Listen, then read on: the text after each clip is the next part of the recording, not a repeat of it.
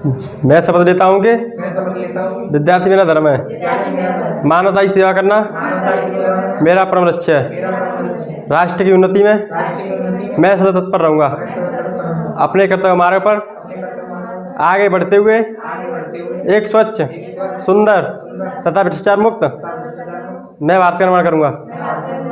जय हिंद।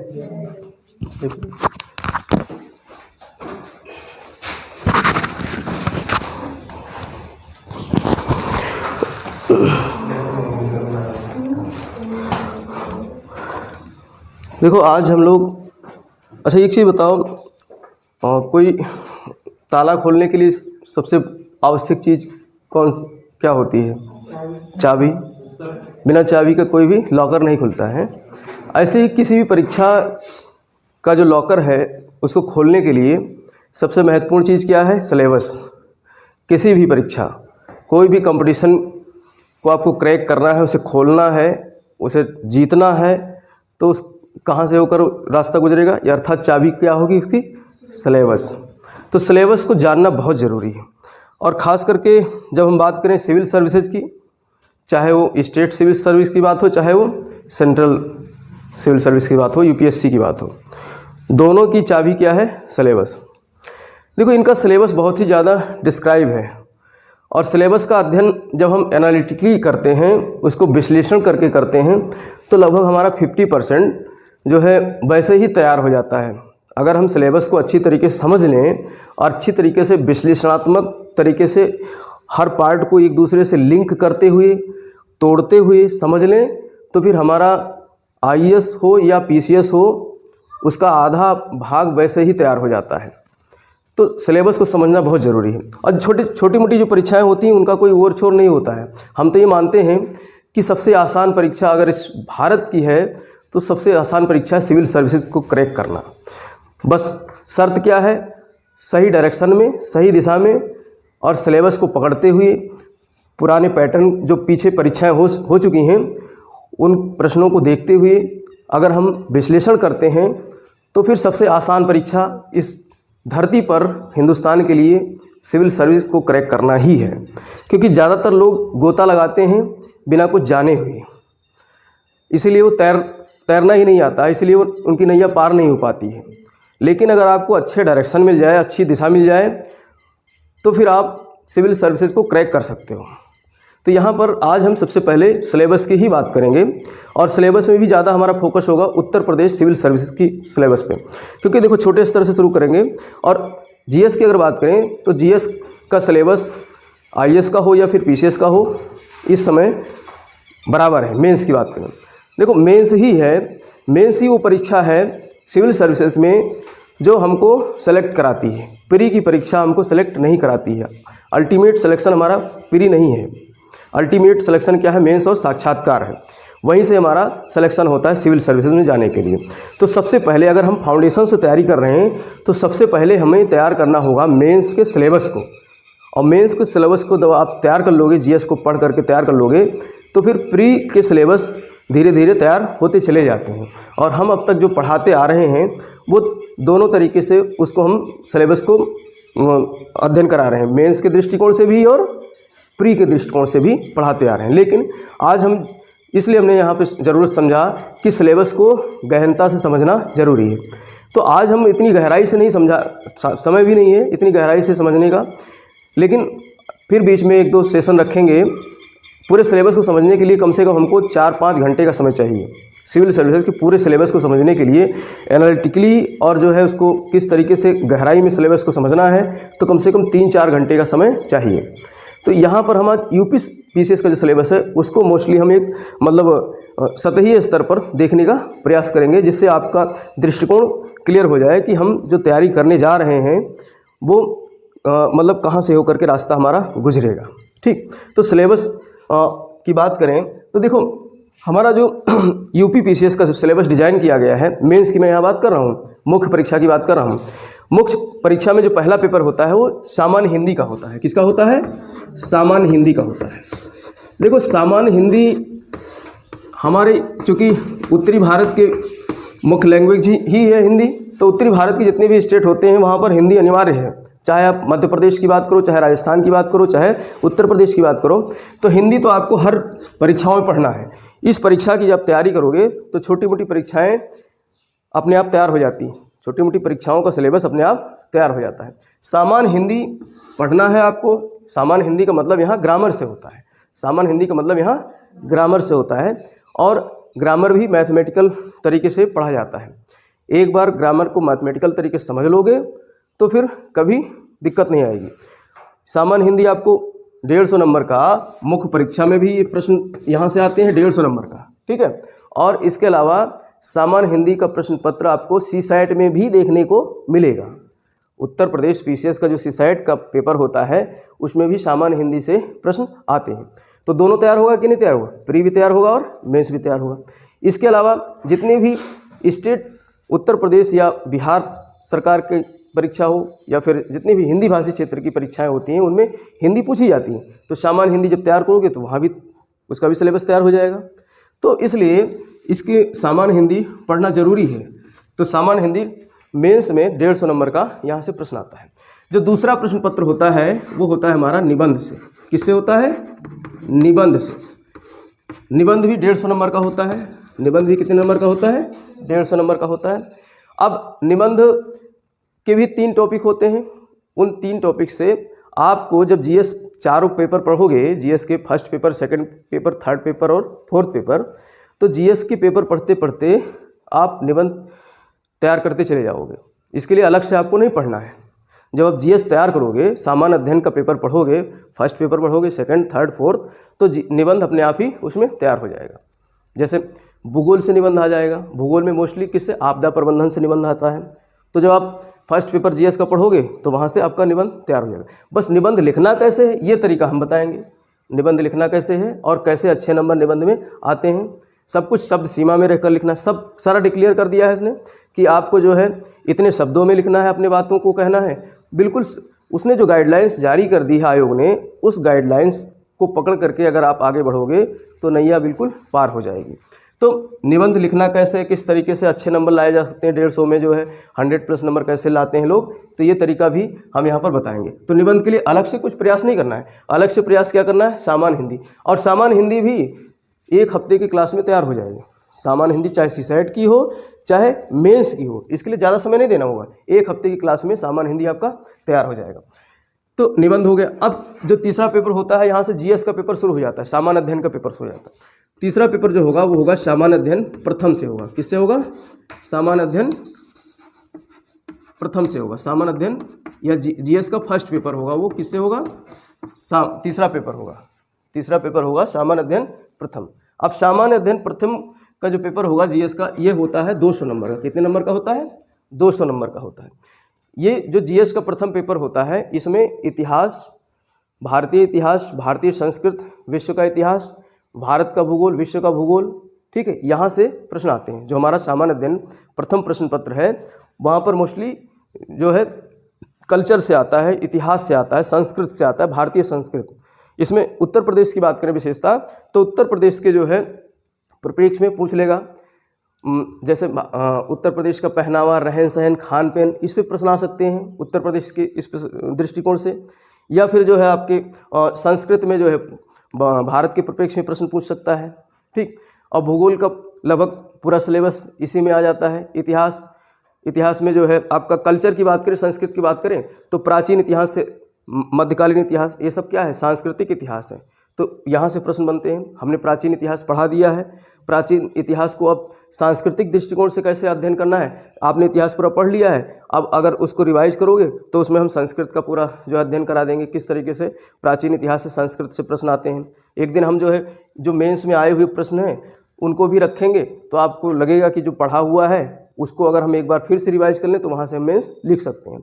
और मेंस लिखना कैसे है भाई, ये भी 150 से 200 शब्दों में लिखना रहता है। मैक्सिमम 250, 200, 150 ऐसे शब्द आते हैं लिखने के लिए एक प्रश्न। तो ये हम तो मतलब इंटर लेवल में भी इतना ही लिखते हो, 150 शब्दों में, 200 शब्दों में लिखते हो। बस खाली बाजीगरी क्या है, यहाँ पर आपको शब्दों का चयन आना चाहिए, शब्दों का चयन आना चाहिए, डायग्राम्स बनाने चाहिए, फ्लो चार्ट्स बनने चाहिए, ठीक है।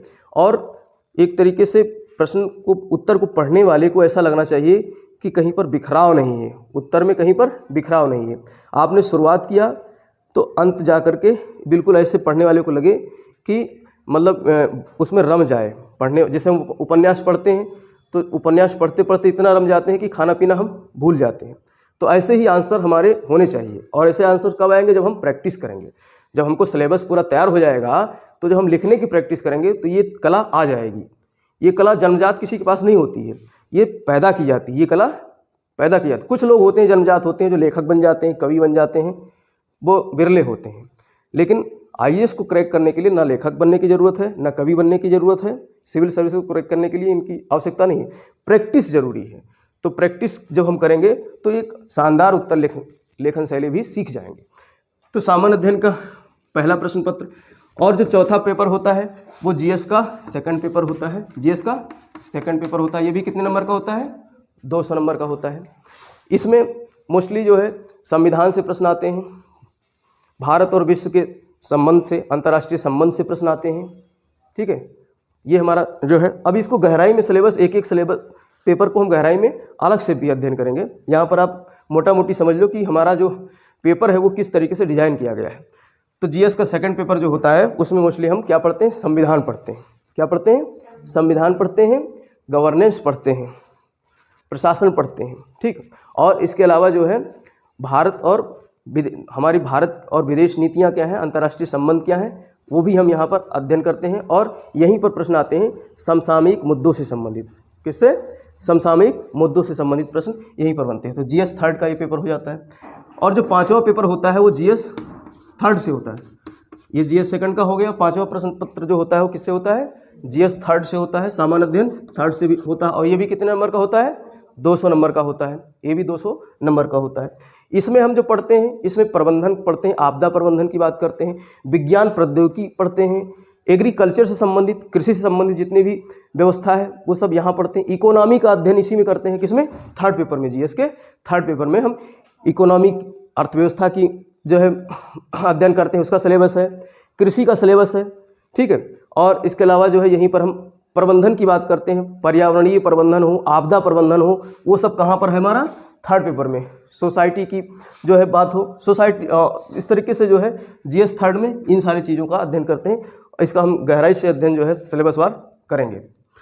और इसके अलावा जो छठा प्रश्न पत्र होता है वो होता है सामान्य अध्ययन फोर्थ। सामान्य अध्ययन फोर्थ। सामान्य अध्ययन फोर्थ भी, चौथा प्रश्न पत्र भी 200 नंबर का होता है। सामान्य अध्ययन का चौथा प्रश्न पत्र भी 200 नंबर का होता है। और ये प्रश्न पत्र जो होता है वो डिफरेंट होता है। वो जीएस का एक बहुत ही यूनिक पार्ट है। एक अधिकारी जो है उसके अंदर क्या संवेदनाएं हैं, क्या नैतिकता है। भाई अधिकारी ऐसे तो नहीं बन जाएगा जा करके बस जो है कहीं भी खड़ा हो गया और कोई समस्या आई, समस्या से तुरंत जो है मतलब हाथ पैर फूल गया उसके समस्या को देखते ही, या कोई आपसे ऑफिस में लड़ने के लिए आ गया, वो उठा के लट्ठा आपने उसको पीटना शुरू कर दिया, गाली बकना शुरू कर दिया, तो ये अधिकारी के गुण नहीं होते हैं। इस गुण को सिखाने के लिए शानदार तरीके से जीएस का चौथा पेपर रखा गया है। जीएस का चौथा पेपर सिविल सर्विस में रखा गया है कि ये सारे गुण आपके अंदर रोप दिए जाएं। लेकिन लोग क्या करते हैं? रट कर जाते हैं। इसको आपको सीखना है, ये ट्रेनिंग है। फोर्थ पेपर आपको ट्रेन करेगा कि आपका नैतिक विकास कैसे हो, आपका मॉरल डेवलपमेंट कैसे हो, नैतिक विकास कैसे हो। नीति शास्त्र पेपर का ही नाम रखा गया है। नीति शास्त्र पेपर जो है, इथिक्स का पेपर है, ये नीति शास्त्र का पेपर है। यहाँ पर सिखाया जाता है कि किस तरीके से नैतिकता से आप जो है भ्रष्टाचार मुक्त जो है देश का किस तरीके से निर्माण कर सकते हैं और कैसे नैतिक बातें आप सीख सकते हो। सोवर्निटी जो है, इथनिसिटी, बहुत सारी चीज़ें आप इस पेपर में सीखने को आपको मिलेगा। और ये जब सीखोगे बहुत शानदार तरीके से, अगर कोई अच्छा शिक्षक पढ़ाने वाला मिल जाए तो बहुत मज़ा आता है इस नीति शास्त्र के पेपर में, इथिक्स के पेपर में। क्योंकि देखो हमारा अल्टीमेट गोल क्या है? एक अच्छा इंसान बनना, एक अच्छा नागरिक बनना। और वो एक अच्छा नागरिक तभी बन सकते हैं जब हमारा नैतिक पतन ना हो, नैतिक उत्थान हो, नैतिक रूप से हम जो है ऊपर बढ़ें, तभी हमारा उत्थान हो सकता है। बहुत सारे लोग बहुत पैसा कमाते हैं अनाप शनाप तरीके से, लेकिन क्या उनका नैतिक उत्थान हो पाता है? उनके बच्चे जो है अच्छे पद चिन्हों पे चल पाते हैं? बहुत बिरले होते हैं। अगर अनाप शनाप पैसा कमाने वाले हैं तो उनके बच्चे अच्छी तरीके से आगे बढ़ सकें, बहुत बिरले ही होते हैं ऐसे। तो इसलिए नीति शास्त्र का पेपर इसीलिए लॉन्च किया गया है। आईएएस और पीसीएस की परीक्षाओं में नीति शास्त्र का, एथिक्स का पेपर इसीलिए लॉन्च किया गया है, चौथा पेपर, जो कि हमारा निबंध को भी जो है यहाँ से प्रश्न आते हैं, निबंध में भी प्रश्न आते हैं। जीएस फर्स्ट से भी आता है, सेकंड से भी आता है, थर्ड से भी आता है, फोर्थ से भी आता है। निबंध में ऐसे प्रश्न देखने को मिलते हैं। तो जब ये सारे पेपर तैयार हो जाएंगे तो निबंध भी हमारा तैयार हो जाएगा। और जो 7वां प्रश्न पत्र होता है, यहाँ पर आपको एक वैकल्पिक जो है विषय चुनना है, एक आपको ऑप्शनल सब्जेक्ट रखना है। और ऑप्शनल सब्जेक्ट के 2 प्रश्न पत्र होते हैं, पहला प्रश्न पत्र और दूसरा प्रश्न पत्र। पहले वैकल्पिक विषय 2 लिए जाते थे जब जीएस इस तरीके से नहीं था, लेकिन अब सिलेबस बदल गया है। अब आपको वैकल्पिक विषय एक चुनना होगा, चाहे आप भूगोल ले सकते हो, इतिहास ले सकते हो, समाजशास्त्र ले सकते हो, ऐसे लिस्ट दी गई है। उस लिस्ट में से कोई भी एक विषय चुन सकते हो। आपका बैकग्राउंड कुछ भी रहा हो, आपने आर्ट्स साइड पढ़ा है, आपको गणित में रुचि है तो गणित रख लो, आपने साइंस साइड पढ़ा है, मैथ पढ़ा है, आपको भूगोल में रुचि है तो भूगोल रख लो। यहाँ पे कोई बाउंडेशन नहीं कि आपने बीएससी किया है, बीकॉम किया है, या फिर जो है आपने बीए किया है। कोई भी मतलब ग्रेजुएशन किसी भी स्ट्रीम से हो और आप दिए गए लगभग 15-20 सब्जेक्ट से आप एक सब्जेक्ट वैकल्पिक रूप से चुनिए। और लगभग सभी सब्जेक्ट्स अच्छे हैं। अब बस ये आपको निर्धारित करता है कि आपको किस सब्जेक्ट में रुचि है, किस सब्जेक्ट में रुचि है, और कौन सा सब्जेक्ट ऐसा है जो जीएस को ज़्यादा कवर करता है। मैं तो भूगोल वाला हूँ, तो मैं तो कहता हूँ भूगोल हमारे तीनों पेपर में आता है, जीएस के तीनों पेपर में भूगोल है, तो मैं तो कहूँगा कि भूगोल ही ऑप्शनल सब्जेक्ट चुनो। हर सब्जेक्ट वाला अपने सब्जेक्ट की बड़ाई करके बताता है और सब दिखा भी देता है। मैं भूगोल भी दिखा दूंगा कि तीनों पेपर में आते हैं भूगोल। अगर भूगोल ने आपने रख लिया ऑप्शनल में तो आपके 3 पेपर जीएस के तैयार हो जाएंगे। चौथा इथिक्स का है, वो किसी पेपर, ये लोक प्रशासन या फिर इस टाइप के जो मानवीय की सब्जेक्ट हैं वहाँ से थोड़ा बहुत चौथा पेपर कवर करेगा। लेकिन हमारा ज्योग्राफी तो तीनों पेपर को कवर करता है, सामान्य अध्ययन प्रथम, सामान्य अध्ययन द्वितीय, सामान्य अध्ययन तृतीय। अगर द्वितीय में अंतर्राष्ट्रीय संबंध की बात करें तो बिना भूगोल पढ़े आप अंतर्राष्ट्रीय संबंध समझ नहीं सकते हो। प्रथम प्रश्न पत्र में भूगोल है ही है, और जो जीएस का तृतीय प्रश्न पत्र है जिसमें कृषि है, अर्थव्यवस्था है, वो सब भूगोल से ही संबंधित है। तो इसलिए जो है ऑप्शनल सब्जेक्ट 7 और 8वें पेपर क्या होते हैं, ऑप्शनल सब्जेक्ट से होते हैं, वैकल्पिक विषय से होते हैं, जिसमें आप कोई भी एक विषय चुन सकते हो, भूगोल, इतिहास, कोई भी विषय रख सकते हो। ये भी कितने कितने नंबर के होते हैं, 200 नंबर के होते हैं। ऑप्शनल प्रश्न पत्र प्रथम, ऑप्शनल प्रश्न पत्र द्वितीय जो होता है, 8वां प्रश्न पत्र होता है, वो भी कितने नंबर का होता है, 200 नंबर का। अब इनको आप जोड़ोगे, ये सारे नंबर आप जोड़ोगे तो कितना आएगा, लगभग 1500 आएगा हमको लगता है। 300 हो गया, 3, 2 5, 2 7, 2 9, 2 11 और 415। तो मेंस का ये पेपर कितने नंबर का हो गया, पीसीएस की बात कर रहा हूँ, उत्तर प्रदेश पीसीएस की बात कर रहा हूँ। लिखित परीक्षा जो होती है मेंस की कितने नंबर की होती है, 1500 नंबर की होती है। और इसमें 50% अंक पाने वाला व्यक्ति सेलेक्ट हो जाता है। 800, 750 कट ऑफ जाती है, उतना जो ले आता है 50% वो सेलेक्ट हो जाता है। अब 50% लाना कैसे, ये सारी तरीके हम बताएंगे। और इसके अलावा जब ये इसमें आप सेलेक्ट हो जाओगे, कट ऑफ में आ जाओगे, हमको यहाँ कट ऑफ में नहीं लाना, फाइनल सिलेक्शन लेना है। फाइनल सिलेक्शन लेना है तो आपको 1000 के आसपास, 1000, 1200, 1100 नंबर लाने होंगे मेंस की परीक्षा में। इंटरव्यू कितने नंबर का होता है, यहाँ पर 100 मार्क्स का होता है। कितने मार्क्स का होता है, 100 मार्क्स का। तो जो साक्षात्कार होता है वो होता है 100 नंबर का। कितने नंबर का होता है, 100 नंबर का होता है, सिर्फ 100 नंबर का रखा गया है। अब देखो 100 नंबर में आपको, अगर आपने जीएस के पेपर में 1500 नंबर में अगर आपने 1100-1200 नंबर प्राप्त कर लिए तो कोई सिलेक्शन से आपको रोक नहीं सकता है। साक्षात्कार में जाइए आप, अगर 1100-1200 नंबर ला रहे हो तो साक्षात्कार में आप जाकर मुस्कुरा तो सकते हो बैठ करके। एग्जामिनर आपसे आपका नाम पूछेगा, पता पूछेगा, और हाँ जी ना जी कहना है, तो आपको 100 में से 20-25 नंबर दे देगा।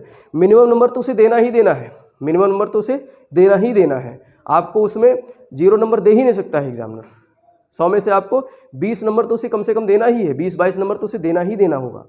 सिर्फ इस बात का कि आपने इंटरव्यू फेस किया है, जाकर वहाँ बैठा है, इंटरव्यू व्यूअर्स के सामने बैठा है, बस इसी बात के आपको 100 में से 20-25 नंबर मिल जाएंगे।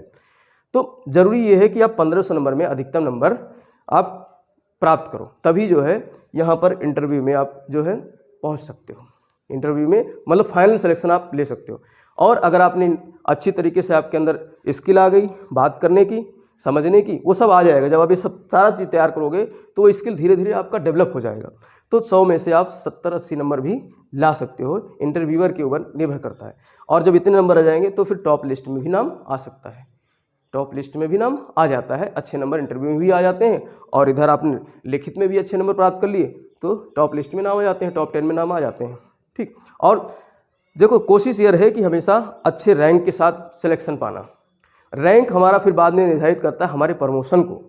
आपने एकदम बाउंड्री लाइन पे जा करके और सिविल सर्विस को ज्वाइन कर लिया, फिर आप जीवन भर जो है जिस पद पे हो उसी पद पे रह जाओगे, प्रमोशन जल्दी मिलेगा नहीं। क्योंकि रैंक जो है, रैंक हमेशा जो है आपके प्रमोशन को जो है निर्धारित करता है। जितने अच्छे रैंक होगी उतनी ही आसानी से, अगर आप यहाँ एसडीएम बन के जाते हो, रैंक अच्छी है तो डीएम बन करके ही रिटायर होगे। पीसीएस में अगर आपने अच्छे रैंक से एसडीएम रैंक प्राप्त की तो फिर डीएम बन करके ही रिटायर होगे निश्चित तौर पे। हमारे कुछ साथी हैं जो अच्छे रैंकर्स थे, इस समय एडीएम तक हैं, 7-8 साल की सेवा में वो एडीएम बन गए हैं, एडीएम प्रशासन बन गए हैं, और वो डीएम तक अगले 2 साल 3 सालों में डीएम बन जाएंगे। और काफ़ी लंबी नौकरी है, डीएम बन करके भी काफ़ी लंबी नौकरी जो है प्राप्त उसमें रहेंगे, काफ़ी लंबी नौकरी करेंगे। तो इसलिए मतलब देखो, अगर आपको अब यहाँ पे देखो आपको कहीं दिखाई दे रहा है कि अंग्रेजी पढ़ना है, उत्तर प्रदेश पीसीएस में कहीं नहीं है, अंग्रेजी आपको कहीं पढ़ना ही नहीं। अगर आपको अंग्रेजी से जो है भय लगता है तो यूपी पीसीएस आप तैयार कीजिए, सामान्य हिंदी से लेकर के और जीएस का ये सारा पेपर तैयार कीजिए और आप एसडीएम बन जाओगे। एसडीएम बन करके डीएम तक सफ़र तय कर सकते हो। और आईएएस की बात करें तो आईएएस में ये चारों पेपर तो सेम है, जीएस के चारों पेपर तो सेम है, बल्कि उत्तर प्रदेश में तो आपको यूपी स्पेशल पढ़ना है, लेकिन आईएएस में यूपी स्पेशल नहीं पढ़ना है। और इनका सिलेबस देखोगे तो लगभग मिलता जुलता सिलेबस है, पीसीएस का, उत्तर प्रदेश पीसीएस का और आईएएस का, जीएस का। ठीक, निबंध भी मिलता है, बस निबंध का थोड़ा सा पैटर्न चेंज हो जाता है आईएएस में।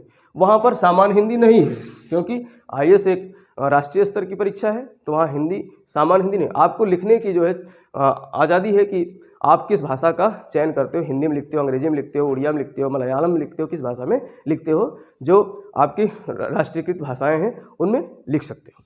तो इस तरीके से ये सारी जो है हमारा क्या है, सिलेबस है यूपी पीसीएस का। इसको गहराई से हम किसी एक दिन जो है एक क्लास में जीएस के चारों पेपर को हम गहराई से समझाएंगे कि हमारा सिलेबस जीएस का क्या है। तब आप सिलेबस जब समझ जाओगे फिर आपको पढ़ने में आनंद आएगा। हमने जो पिछला छोड़ा था ज्योग्राफी का, हमारा जो भूगोल का अब तक का लेक्चर जो हो चुका था, वो हमने क्या क्या पढ़ लिया था। उसमें हम जलवायु विज्ञान पढ़ रहे थे, जलवायु विज्ञान पढ़ रहे थे ना। तो जलवायु विज्ञान में हमने जो है शुरुआत किया था कंपोजिशन एंड स्ट्रक्चर से, संगठन और संरचना, वायुमंडल की संगठन और संरचना, उसका अध्ययन कर लिया था। किस तरीके से वायुमंडल कितने परतों में बटा हुआ है और किन किन तत्वों से मिलकर के वायुमंडल का निर्माण हुआ है, उसका अध्ययन हम लोगों ने किया था। इसके बाद में हमने क्या अध्ययन किया था, तापमान का, सूर्यताप और तापमान का अध्ययन किया था।